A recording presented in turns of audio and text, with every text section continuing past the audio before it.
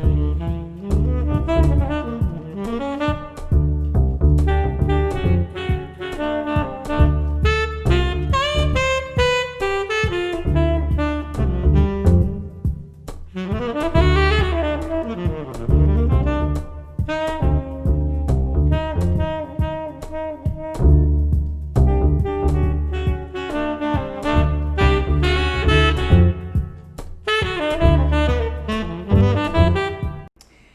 your host, Shelley Nicole, and we are excited to be here today with poet, writer, educator Ty Freedom Ford. Ty is a New York City High School English teacher and Cave Canem Fellow. Her poetry, fiction, and essays have appeared in the African American Review, Apogee, Bomb Magazine, Calyx, Drunken Boat, Electric Literature, Gulf Coast, Quelly, Tin House, Obsidian Poetry, and others. Her work has also been featured in several anthologies, including The Breakbeat Poets, New American Poetry in the Age of Hip Hop, and Nepantla, an anthology dedicated to queer poets of color. Most recently, she has won awards from the Community of Literary Magazines and Presses and is a 2019 Jerome Hill Artist Fellow inaugural fellow. Her first poetry collection, How I Got Over, was winner of the 2015 To the Lighthouse Poetry Prize, available from Red Hen Press. And her second collection, And More Black, is now available through Augury Books. Please welcome again to the show, Ty Freedom Ford. Yes. Hey, it's so good to see your face. Yeah, same. I know. We've been in hibernation for 6 months, so it is nice to see anybody's face, even if it is through this medium. Exactly. And I just, before we get into the books, I just want to ask, because I know you are a New York City school teacher. So, what is that like? I know there's a whole lot of controversy going on right now about going back in or staying virtual. So, Yeah. what's your vibe on that? Yeah, I mean, we really still don't know. I mean, tomorrow we're supposed to start school. I mean, teachers anyway, Yeah. and we still don't really have much guidance from like the people up top as to how this thing is really gonna go down. I myself, because I have like chronic asthma, applied for an accommodation to work from home remotely uh, Right. until December. So I got that. And I Okay. know about maybe a third of my colleagues did the same thing. So Wow. we're really like, we have no idea. It sounds like it's about to be a full on mess, but at least I'll be safe in my home while it is a Right. mess.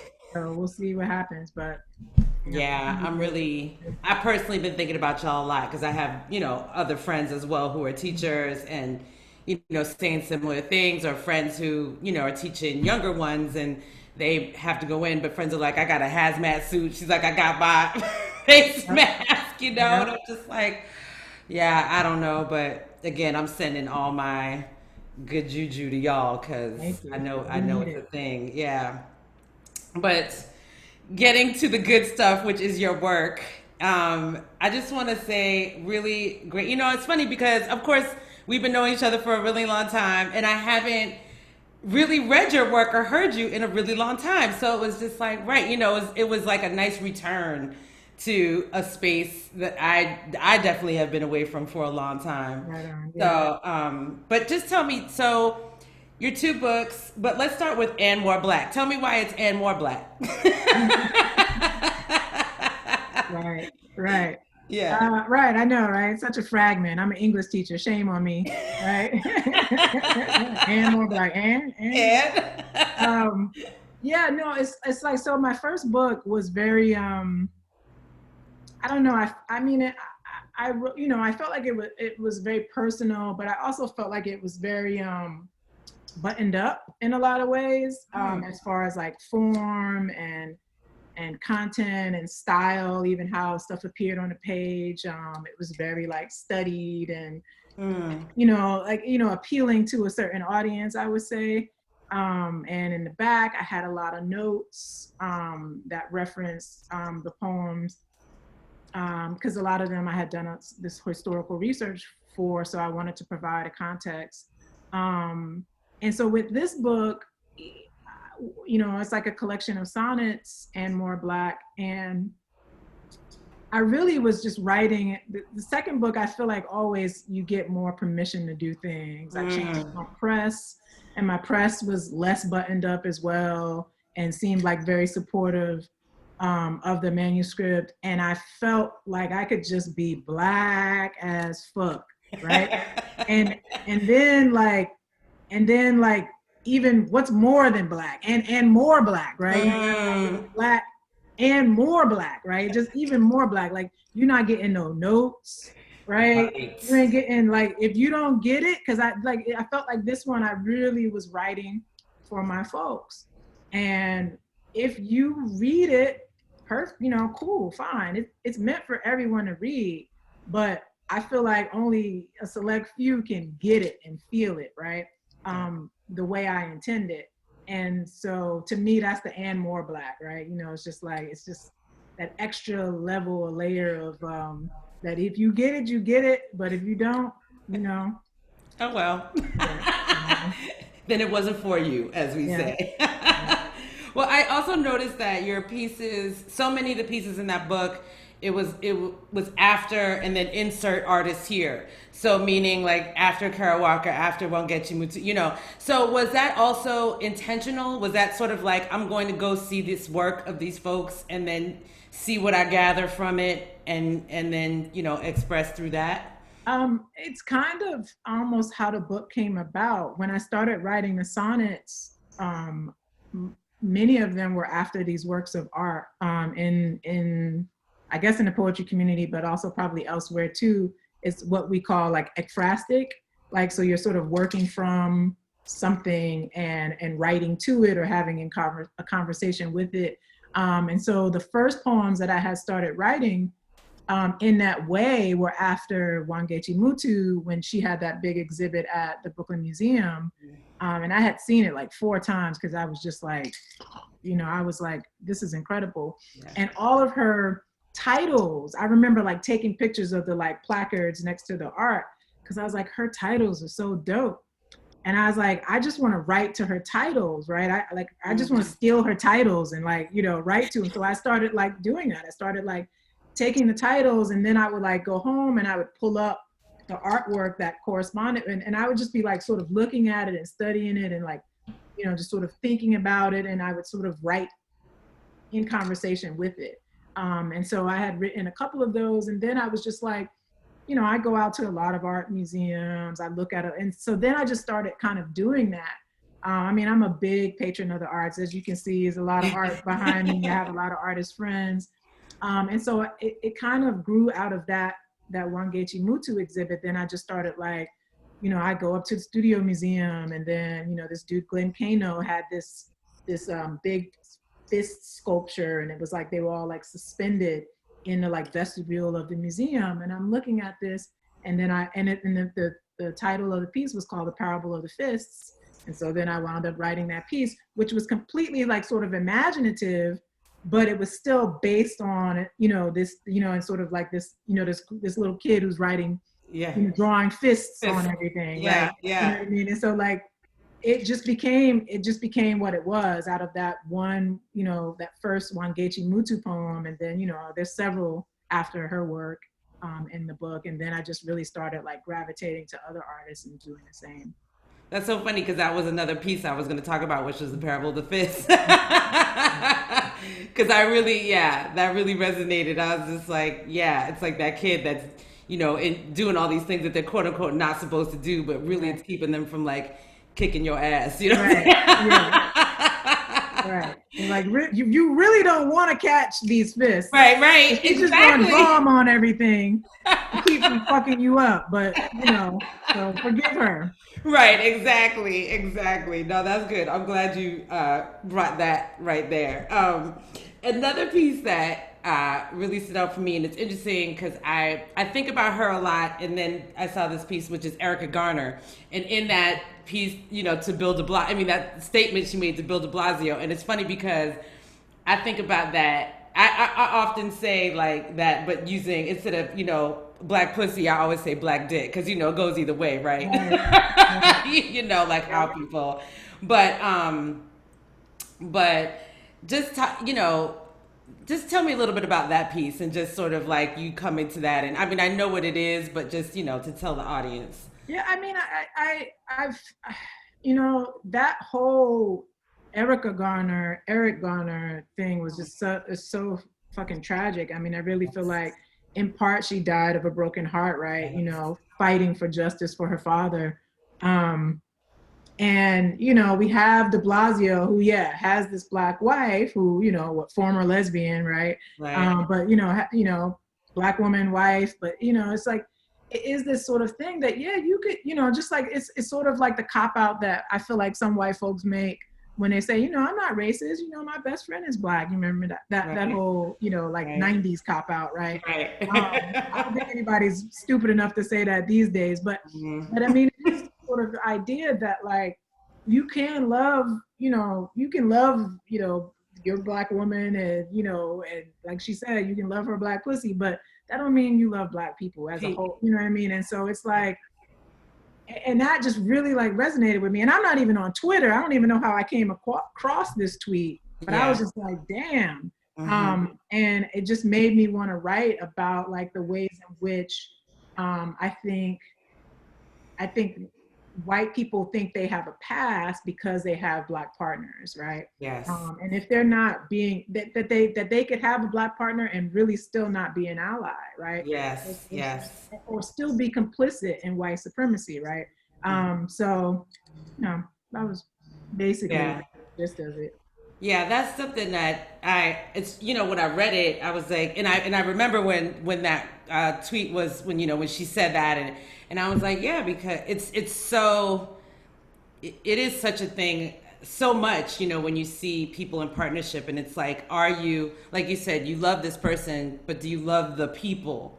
And are you really anti-racist, or you just, kind of like, I'm doing this thing over here, and I don't really want to talk about the rest of the things that are happening over here. You know what I'm saying? Right. So yeah. And in I guess intertwining that, as you're talking about Eric Garner, and you can tell me because I read this, the piece that says the pornography store is closed, so you have to make your own death. Mm-hmm. And I took that around because I always talk about these videos of people being shot, killed, whatever, as tragedy porn.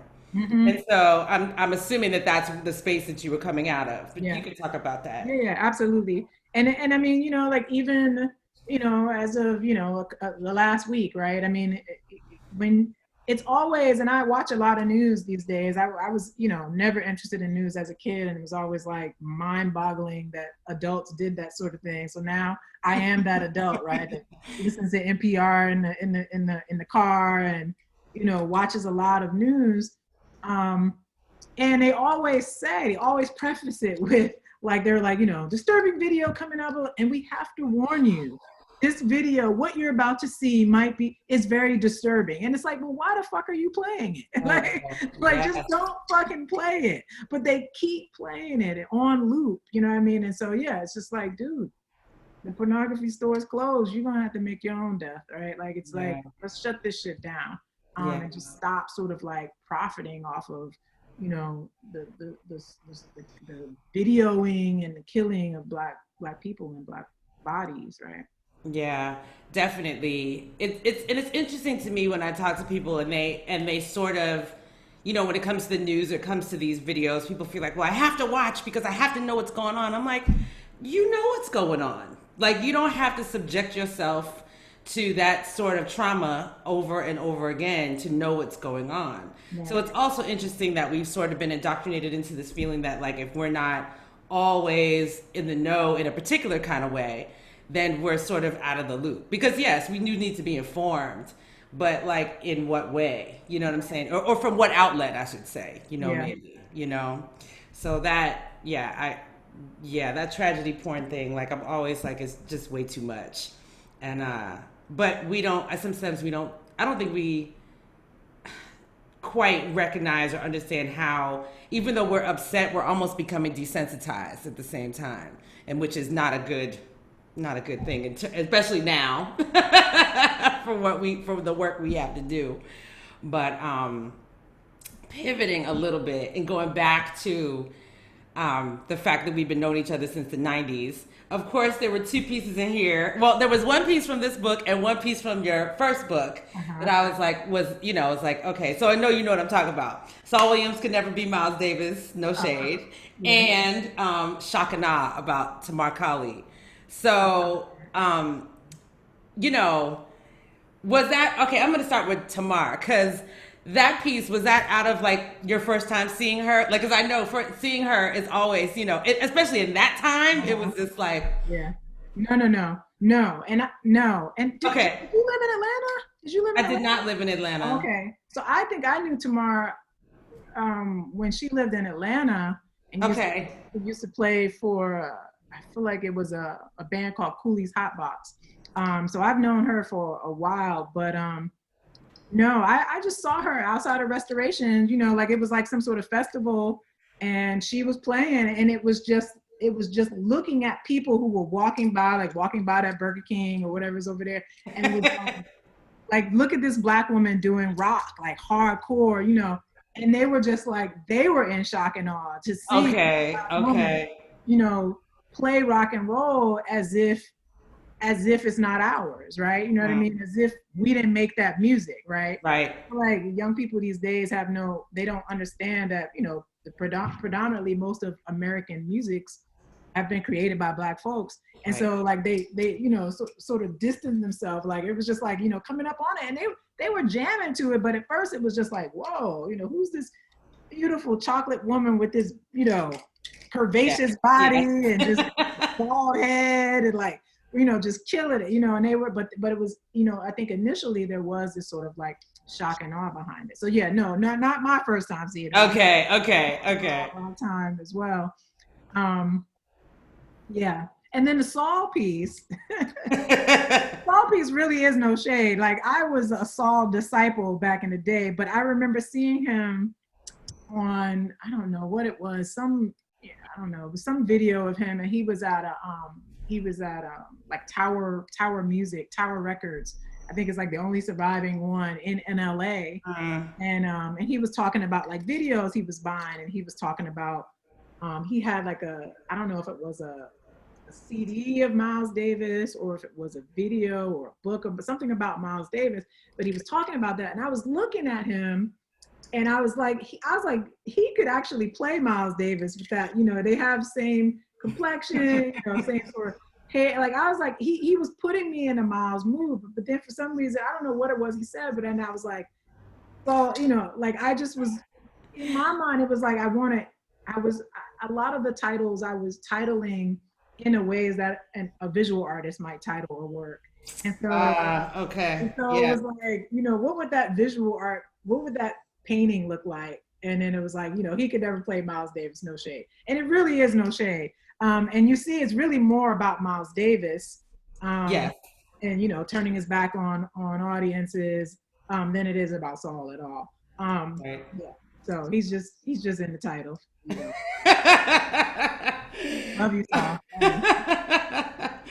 um, Going back to your first book, I know How to Get Over It. That title, and then that though you had subsequent poems that were of the same name. So tell me about that and why you decided to sort of just sort of look at that and look at it from different lenses.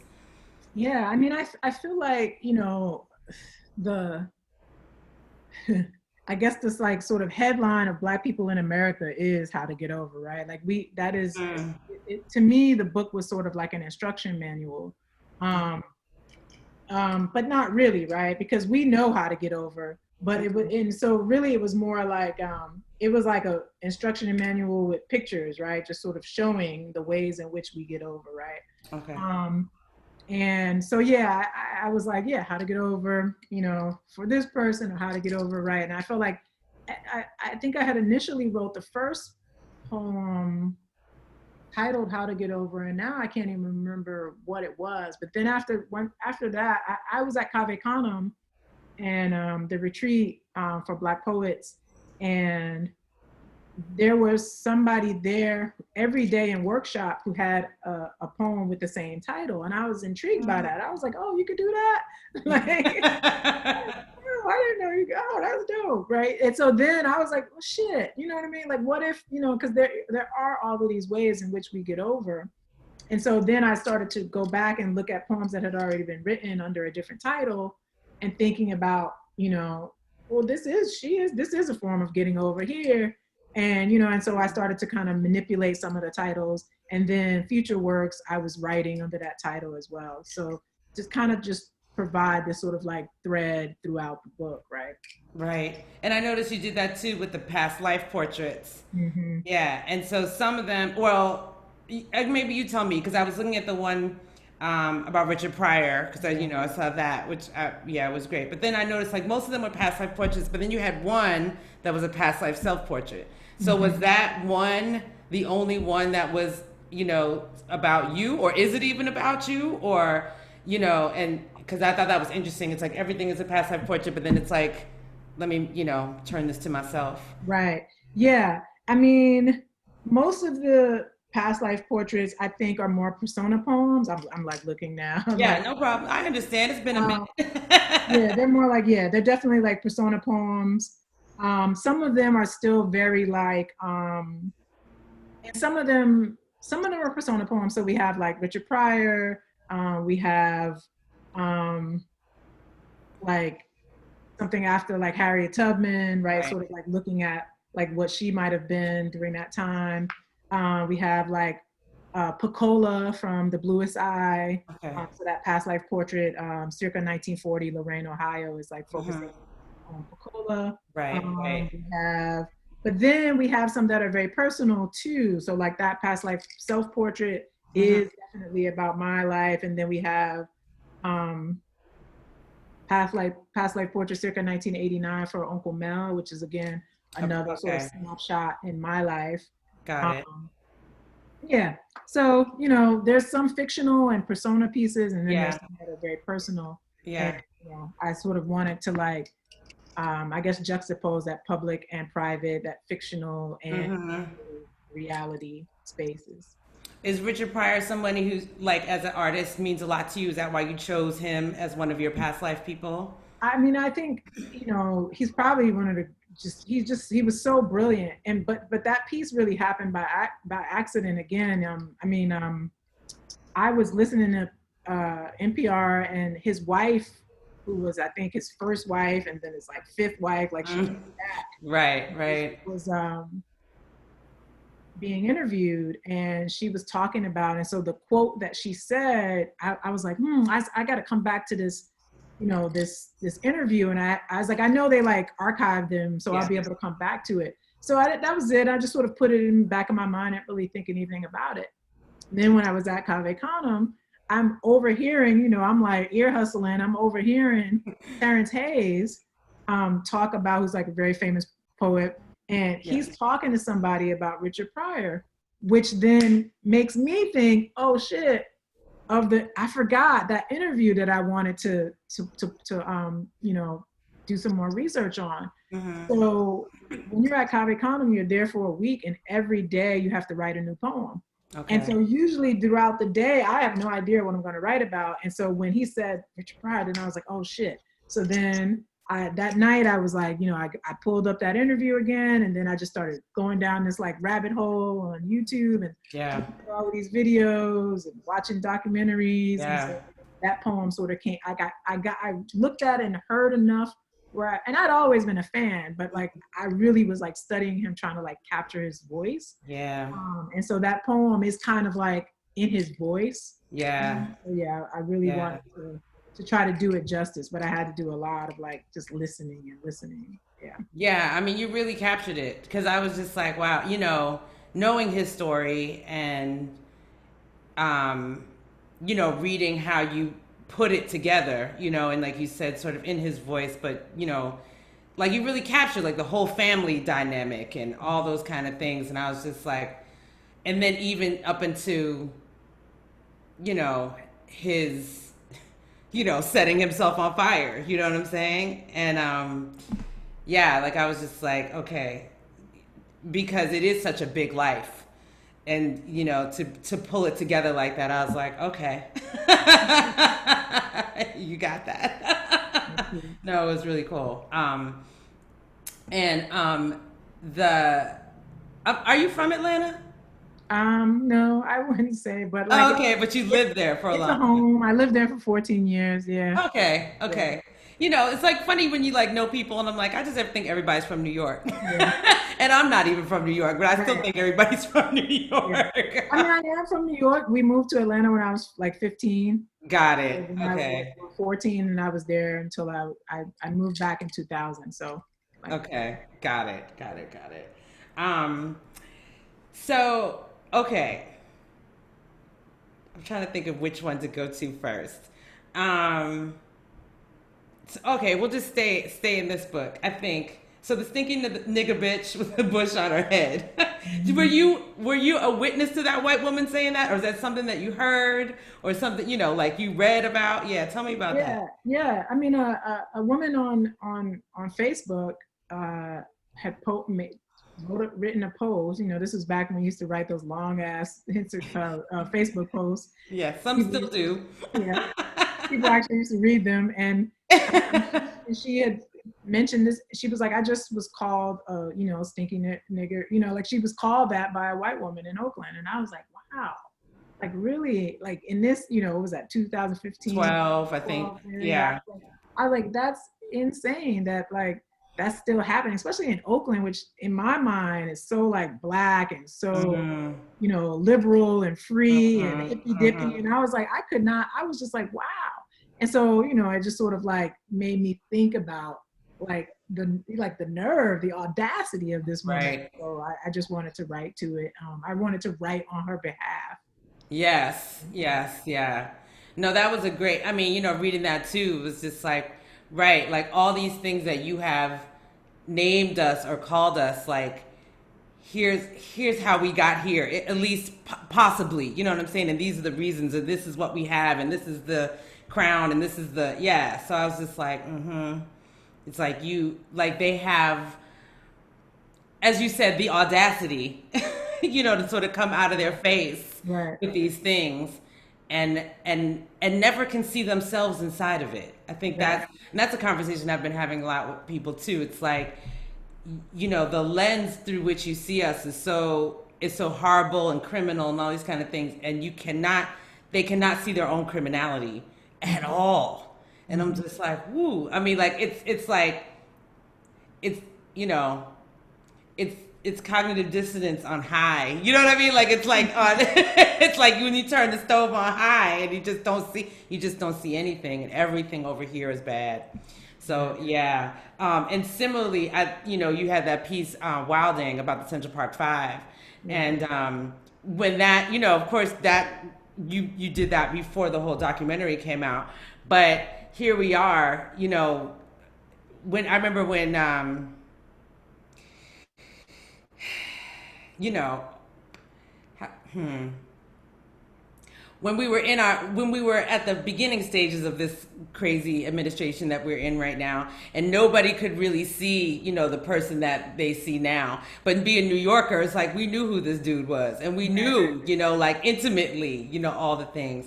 So just talk about that Wilding, because I remember, I mean, that was such a huge, and I know that he didn't say that, but that came from the prosecutor, right, from Right. Homegirl, Right. Well, whatever. right. Because apparently that's what one of the kids said that they were doing. They was just wilding, like they was just in the park Right, wilding, right? right, we Too, right? know, yeah.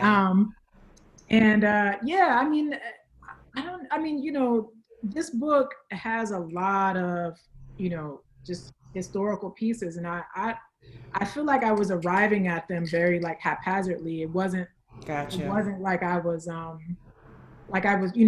I think I sort of watched the one that Kim Burns did, I think, Yes, the original yes, Central Park Five yeah, documentary, and I watched it and I was like just blown away at just like the injustice of that shit. And then started kind of again just doing research and reaching out and seeing like looking back at like those archived daily news articles and all that sort of thing. I know Alexandria Bell is an artist who does um, she does work where she basically retracts the headlines and sort of yes. yeah Mm-hmm, but mm-hmm. yeah and it's like in monsters, or criminal, like the shit that they put on, was so biased Right. against these poor boys who were just really railroaded into these confessions. Um, and so, yeah, I just felt like as a writer I wanted to just do, some sort of justice. And that term wilding really spoke to me because it is, that slang and what that meant. And it was Yes. sort of this idea of Black people as sort of wild animals, even, Yes. um, and that need to be like domesticated and, or put in a cage. Hmm. And so, yeah, just did a lot of research, and I was just sort of focusing on the definitions of that. Yeah. And then there are like a series of haiku that, Yes. that just wanted to capture these really short, brief images of, Mhm. what happened or didn't happen. Or didn't happen. Yeah, Yeah. exactly. So in this, I mean, I know your last book just came out last year. Um, I'm just gonna ask because I've been asking folks, have you been feeling creative in this strange time? Because I think it's different things for different people. Some folks have been like, yeah, now I have the time to, and some people have just been like, I just needed to be quiet. So what has it been like for you in this time? Yeah. I mean, like in March, it was, I just high anxiety, and really, and that sort of never subsided. I mean, I was just having headaches Mm, and anxiety attacks, and like through, June, really. yeah.